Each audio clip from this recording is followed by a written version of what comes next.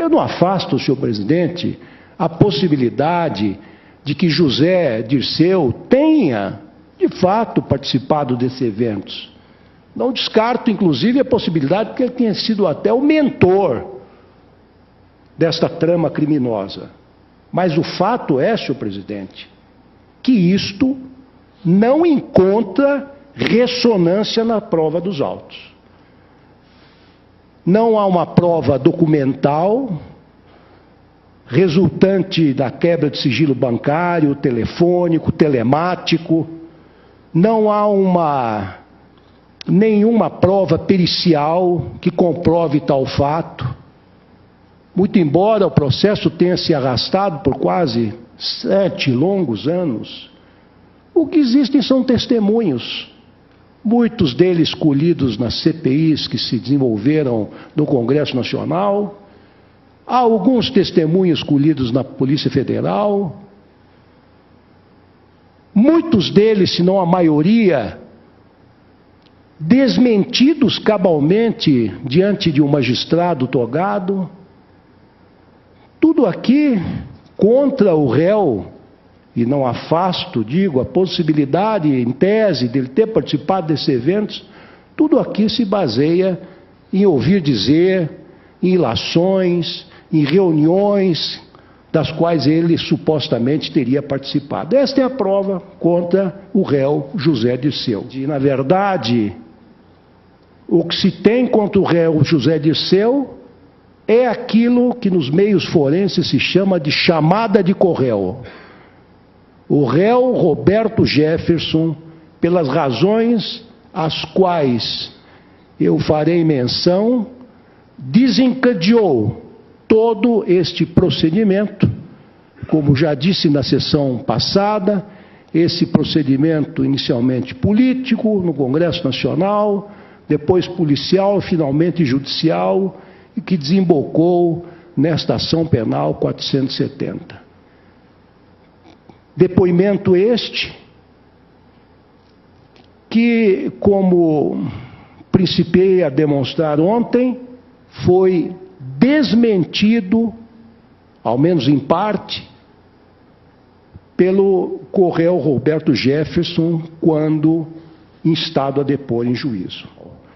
É certo que se imputa a ele uma trama criminosa destinada a obter apoio político no Congresso Nacional, a compra de votos para a reforma tributária, a reforma previdenciária, até a lei de falências, um esquema para perpetuar-se no poder, mas são imputações, a meu ver, com todo respeito, muito mais políticas do que estritamente jurídicas, porque não encontram, digo, pelo menos a meu ver, estudei os autos com a profundidade que deve um magistrado realmente fazer, pelo menos com as minhas limitações pessoais, e nada encontrei nos autos.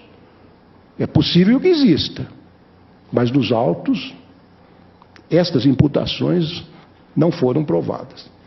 Ficou constatado que José Dirceu afastou-se da direção do PT ao assumir o cargo de ministro-chefe da Casa Civil, não sendo responsável por nenhum dos atos praticados pela administração do partido. As enfáticas declarações do corréu Delúbio Soares, seu turno, corroboradas por várias testemunhas, comprovam que ele jamais agiu sob as ordens ou sob a influência de José Dirceu, ou ainda de qualquer outro membro do governo. Estou dizendo que tem no processo, porque nós, juízes, temos que julgar conforme aquilo que existe nos autos. Com efeito, o Ministério Público não logrou produzir prova nenhuma sobre a alegada relação de subordinação entre José Dirceu e Delúbio Soares, o qual, ao menos segundo o acervo probatório colhido nos autos, agia com total independência no que toca às finanças do partido. Então, digo, a defesa, como se vê, demonstrou a saciedade por meio de inúmeros depoimentos que José Dirceu não exercia nenhuma função nem desempenhava qualquer papel administrativo na agremiação partidária a qual era afiliado durante o período em que ocupou o cargo de ministro-chefe da Casa Civil, e mais, que os assuntos financeiros eram tratados exclusivamente por Delúbio Soares. O Ministério Público, por seu lado, segundo penso, foi totalmente incapaz, ao longo da instrução criminal, de demonstrar o contrário, ainda que de forma apenas aproximada. Outra alegação do parquê, que não restou comprovada, é de que José Dirceu manteria uma ligação íntima com o Corréu Marcos Valério. Percebe-se, pois, que não há uma prova sequer nos autos de que José Dirceu tenha tido qualquer ingerência de caráter pessoal nas nomeações, além das atribuições normais do elevado cargo que exercia, de natureza mais política do que técnica, o que se contém nos autos, no sentido de imputar-lhe um propósito criminoso no desempenho de suas funções de chefe da Casa Civil, configuram meras ilações destituídas de suporte probatório. Ainda que seja lícito supor que o então ministro-chefe da Casa Civil tenha sido consultado sobre algumas nomeações ou até haja exercido influência decisiva em outras, o parquê não logrou comprovar que ele tivesse negociado cargos em troca de vantagens políticas ou mesmo financeiras.